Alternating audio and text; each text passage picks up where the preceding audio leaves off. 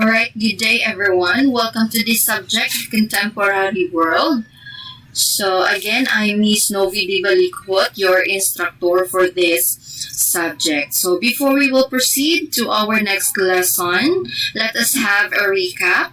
So last time, I discussed to you about the globalization of religion, and we have discussed about some of the religions that have existed around the world until today. And also we have discussed about how globalization affects the different religious practices and beliefs around the world. So now we are in our lesson 11, which we will be talking about the global city. And in this lesson, you are expected to explain why globalization is a spatial phenomenon. You have to identify the different attributes of a global city. And lastly, we have to analyze how these cities serve as engines of globalization. Alright. So we have here some images of the different cities around the world.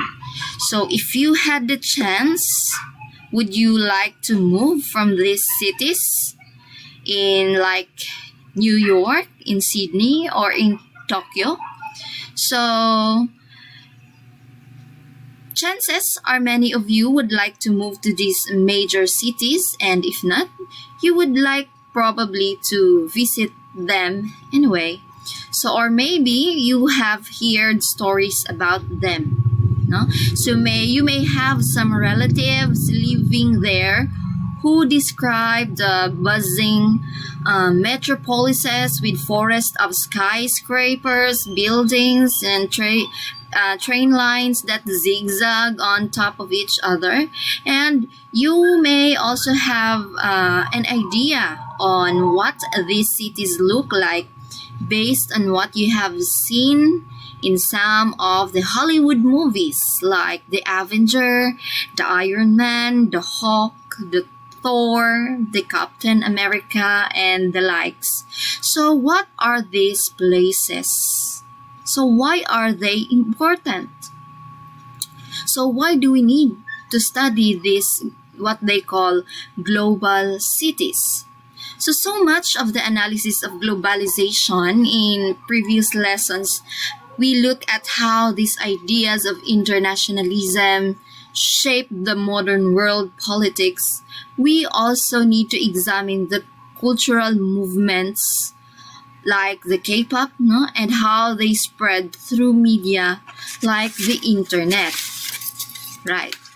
So it was said that this lesson we will emphasize why globalization is spatial. So this statement means two things. Globalization is spatial first because it occurs in physical spaces. So you can see it when foreign investments and capital move through a city, and when companies or businesses build buildings or build skyscrapers. So people who are working in these businesses, or Filipinos, for example, working abroad, start to purchase or rent high-rise condominium units and also better home. So second, it was said that globalization is spatial because what makes it move is the fact that it is based in places. So Los Angeles, for example, we all know that it is the home of Hollywood. So it is where movies are made for global consumption. So another thing, the main headquarters of Sony, was in Tokyo, Japan, and from there the company coordinates the sale of its various electronics goods to some branches across the world. So in other words, these cities act on globalization, and this globalization acts on cities. So these cities meaning to say they are sites as well as medium of globalization. So just as like the internet, which enables and shapes the global forces, so to do so with the cities. So in years to come, more and more people will experience globalization through cities. So for example, in 1950, there were only 30% of the world who lived in urban areas. But by 2014, this number increased to 54%, and it was expected that in 2050, it will reach 66%. So this lesson studies about globalization through the living environment of a rapidly increasing number of people. So, sociologist Saskia Sassen, the one who popularized the term global city in 1990s. So, she identified three major cities. These are New York, London, and Tokyo in Japan. So it was said that New York has the New York Stock Exchange, or the NYSE, and this London has the Financial Times Stock Exchange, or the FTSE, and Tokyo has the Nikkei. And the amount of money traded in their markets, or in these markets, is said to be staggering. So for example, the value of shares traded in New York Stock Exchange is $19,300 billion, while that of the shares in the Philippine Stock Exchange is only $231.3 billion.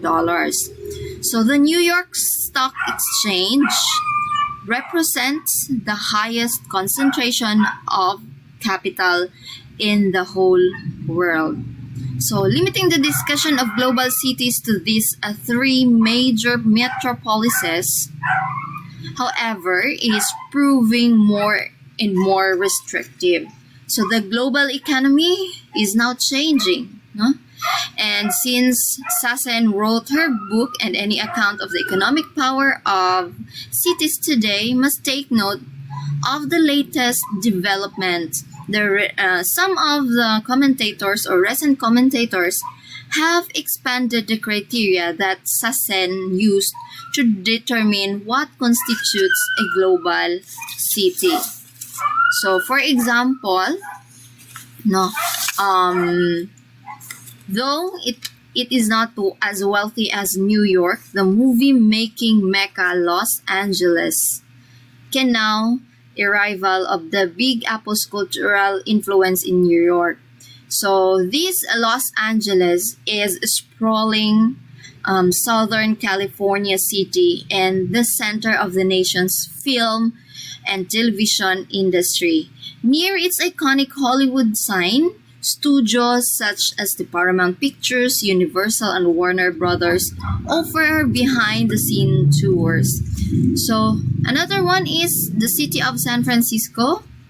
Okay, must now also a factor in as another global city because it is home to the most powerful companies like Facebook, Twitter, and Google. So this San Francisco is a city, and a country of San Francisco is a cultural or commercial and financial center in the Northern California. So it is said to be the 16th most populous city in the United States. So another city is Shanghai and Beijing in China. No? The growth of the Chinese economy has turned these cities into the center of trade and finance. No? So the Chinese government reopened the Shanghai Stock Exchange in the late 1990s, and since then it has grown to become the 5th largest stock market in the world. So another one is in Australia, no? So another consider some cities in Australia global because they are great place. They are a great place to live in. So Sydney, for example, commands the greatest proportion of capital. And the Melbourne, on the other hand, is described as the Sydney's rival global city because many of the magazines and lists have now referred to it as the world's most livable city. So it is a place with good public transportation, a thriving cultural scene, and relatively easy pace of life. So defining a global city can thus be difficult, no? So one way of solving this dilemma is to go beyond the simple dichotomy of global and non-global. So instead of asking whether or not one city is a global city, it is better to ask in what ways are these cities global and to what extent are they global. So that is why some of the sociologists have identified some indicators for globality. So what are these multiple attributes of global city? So the foremost characteristic as described by Sassen is the economic power. So which largely determines which cities are global. So for example, the New York, which have the highest stock market in the world, but Tokyo houses the most number of corporate headquarters. So in Tokyo, it was said that there are 613 company headquarters as against in New York, which is 217. So another one is the city of Shanghai, which may have a smaller stock market compared to the two, no? But it plays a critical role in the global economic supply chain ever since China has become the manufacturing center of the world. So this Shanghai, the city in China, is the busiest container port in the world, moving over 33 million container in 2013. Okay, another indicator of globality is the economic opportunities of a certain place.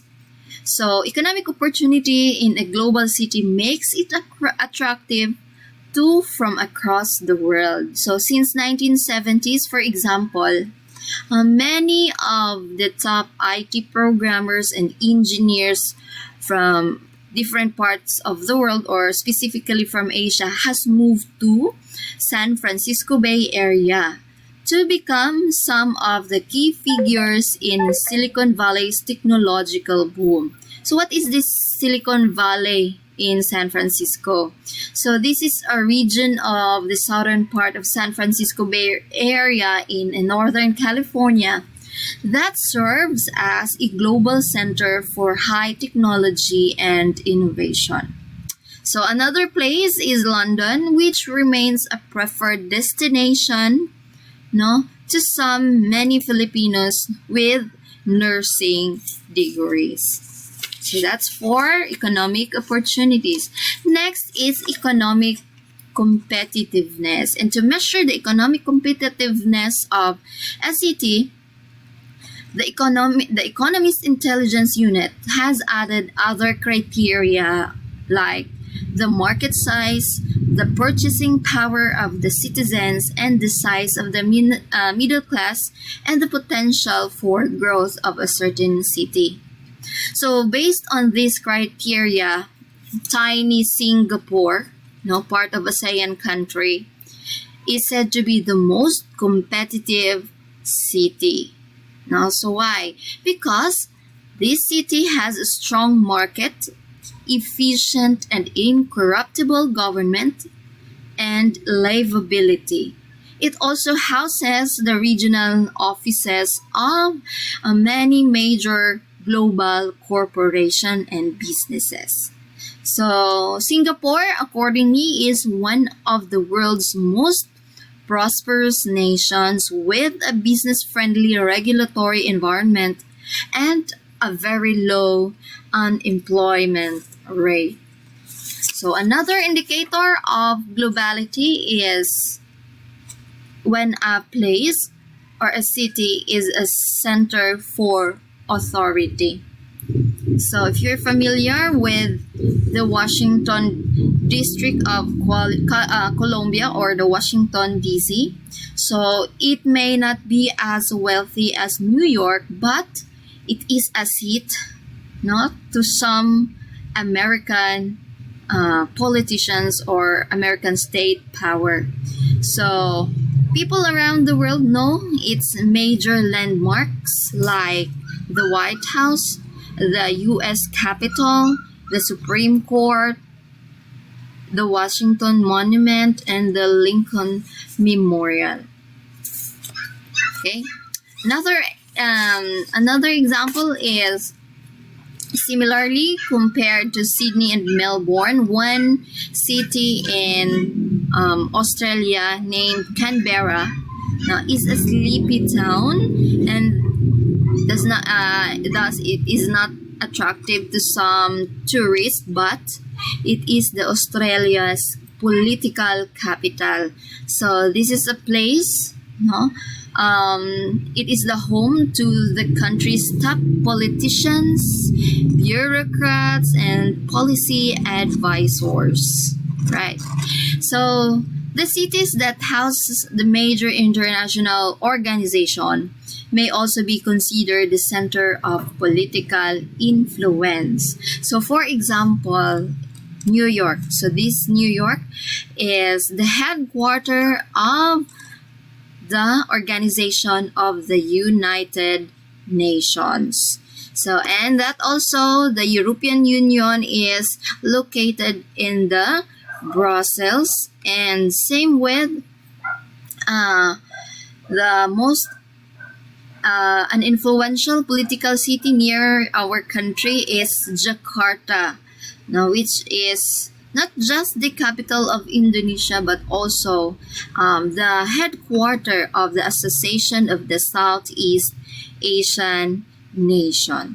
So a decision made in that city can therefore affect the political economy of the entire continent and beyond. So that is for political power, one of the indicator of globality when a place or a city is the center of authority.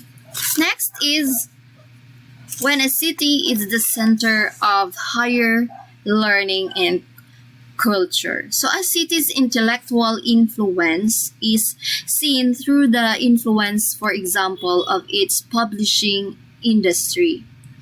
So if you have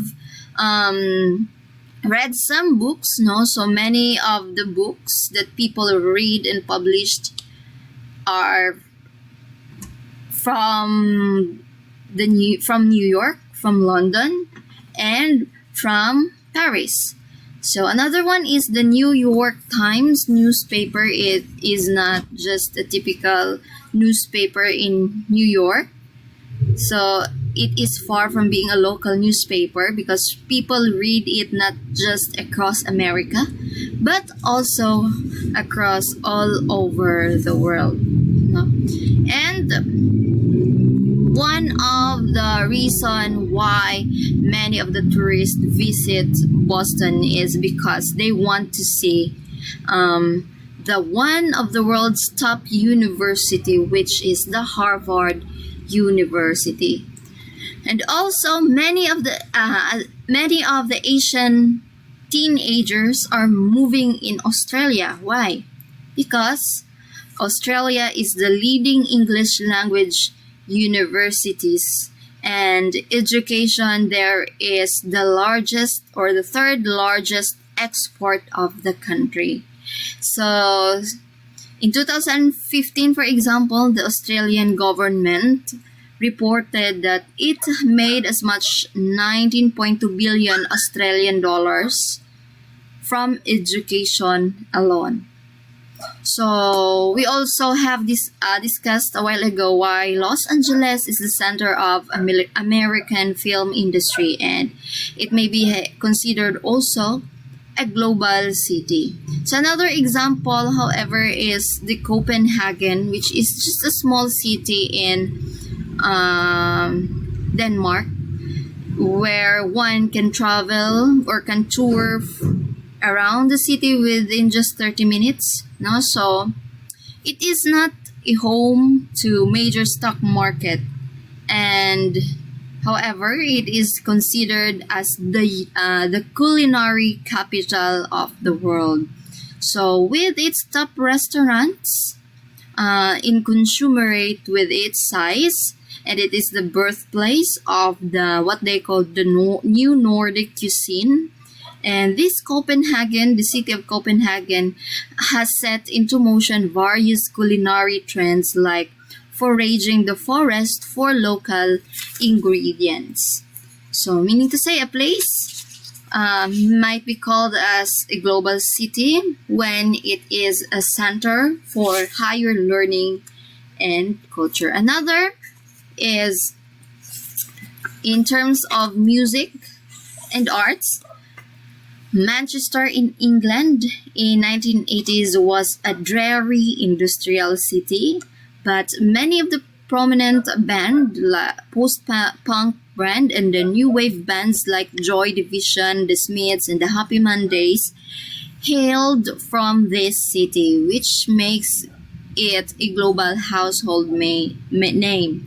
So in Southeast Asia also, Singapore, no, the country Singapore again is slowly becoming the cultural hub of the region. So it houses some of the region's top television station like the Channel News Asia and MTV Southeast Asia.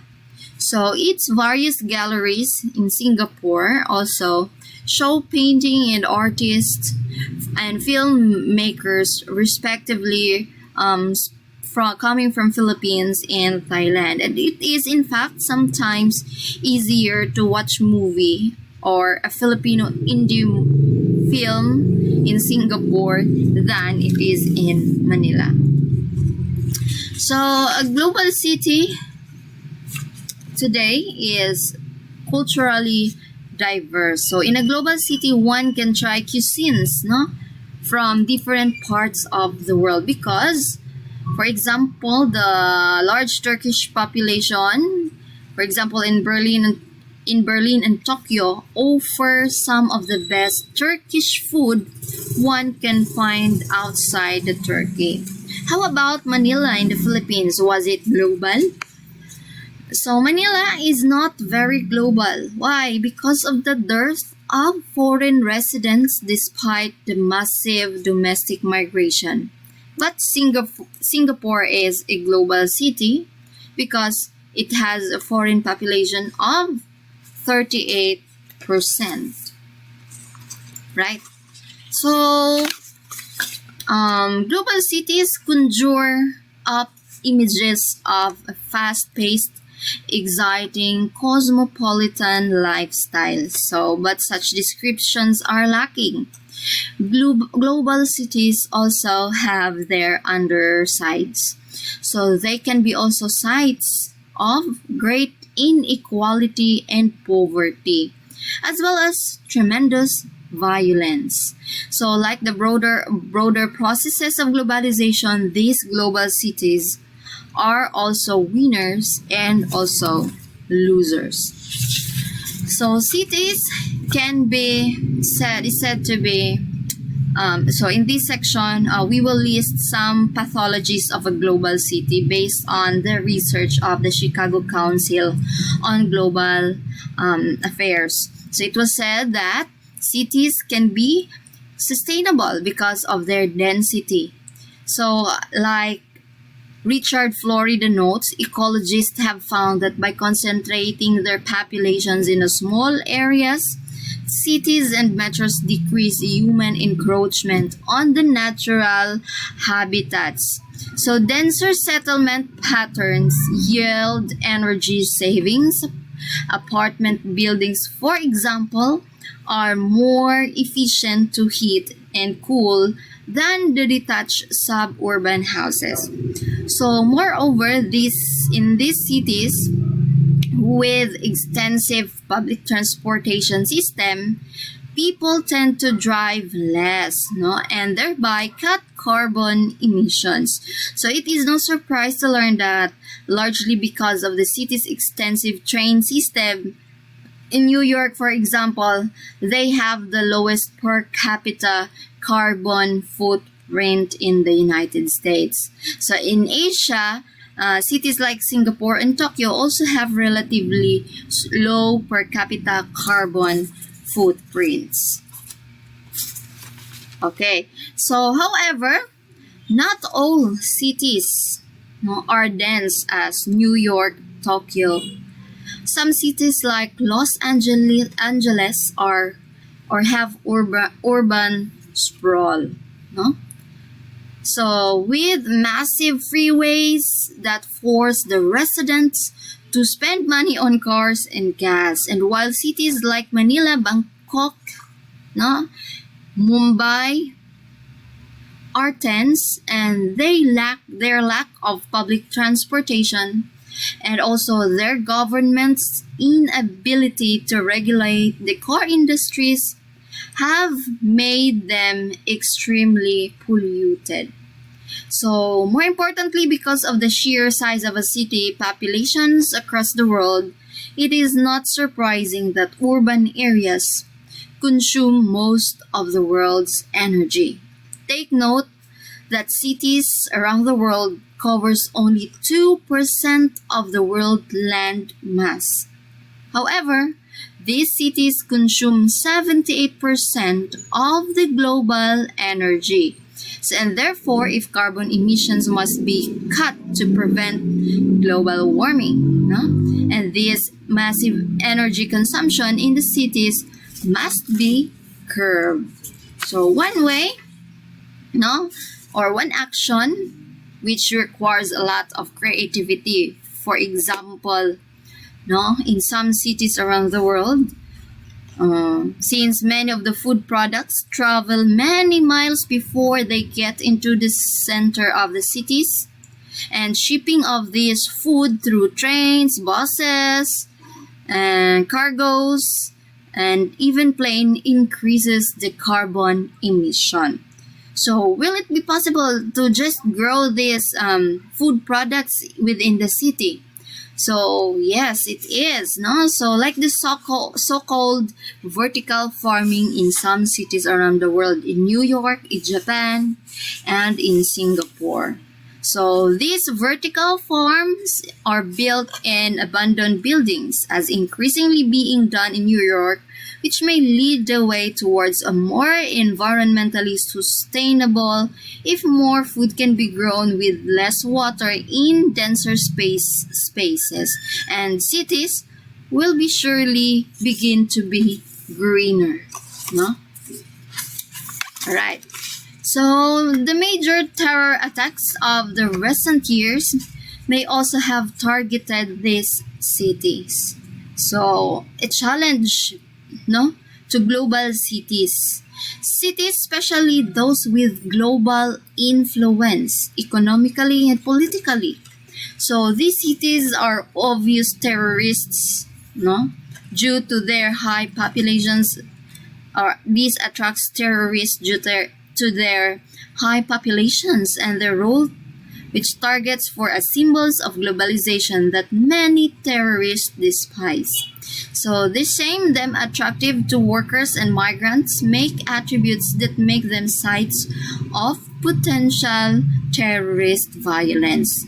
So only looking from this perspective, we will be able to understand, if you have remembered, the 9/11 attack, which brought down the Twin Towers in New York, which is the World Trade Center.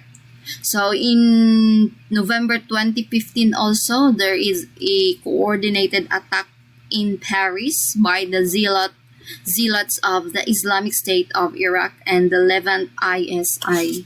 No. So another challenge to global city is the existence of the poor. No? So the global city and the poor, so we have consistently noted that economic globalization has paved the way for massive inequality. No, so this phenomenon is very pronounced in some cities. So some large cities, for example, particularly in those in Scandinavia, have found ways to mitigate inequality through the state-led social redistribution programs. However, many cities, particularly those in developing countries like Philippines, India, and Indonesia, are sites of contradiction. So it is common to this country where cities are gleaming, no? Cities are gleaming, skyscrapers, alongside with the shanty towns or mga squatter places. So this duality may even be seen in rich and urban cities. So in the outskirts of New York also, in San Francisco, there are poor urban enclaves occupied by the African, the Americans, and some of the immigrant families who are denied of opportunities and a better life. So slowly, these African Americans or immigrant families are being forced to move away from the economic centers of their cities, because as their cities attract more capital and richer residents, real estate prices go up, and these poor residents are forced to relocate far away areas with a cheaper areas. So this phenomenon of driving out the poor in favor of the newer or wealthier residents is called gentrification. So in Australia, poor Aboriginal Australians has also been most acutely affected by this process of gentrification. So once living in public urban housing, they were forced to move farther away from the city centers that offer more jobs, more government services, and better transportation due to gentrification. So in France also, poor Muslim migrants are forced out in the Paris and have clustered around the ethnic enclaves known as banlieue. No? So in most of the world's global cities, another one is our middle class is thinning out. So middle class is a description given to individuals and households who typically fall between the working class and the upper class within a socio-economic hierarchy. So globalization creates high-income jobs that are concentrated in global cities. So these high earners in turn generate demand for an unskilled labor force. So what are those unskilled labor force? So those are hotel cleaners, nannies, maids, waitresses that will attend to their increasing needs.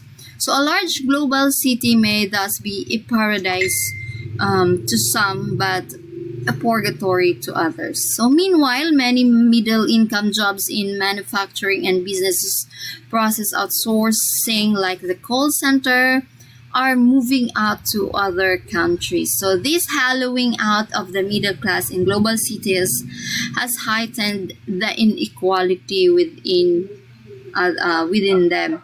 So in places like New York, for example, there are high rolling American investment bankers whose um, children are uh, are raised by some of the Filipina maids. So indeed, this globalization or these global cities has noted noted in this lesson.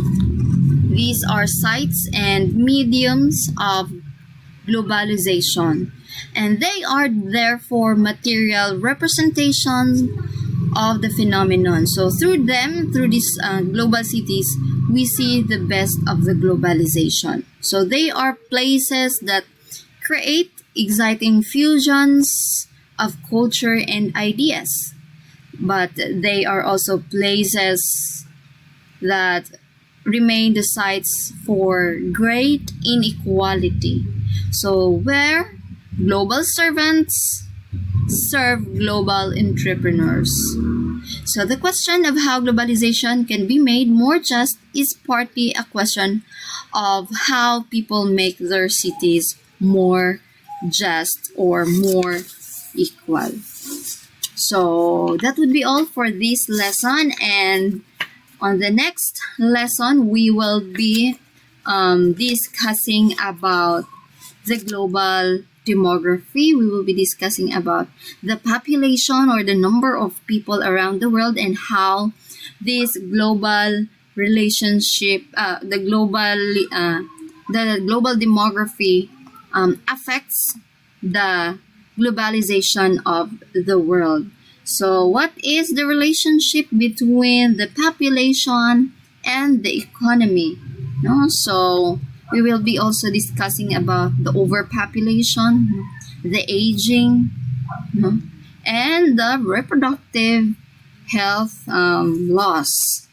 So that would be all for today's lesson. See you next meeting. Have a good day, everyone.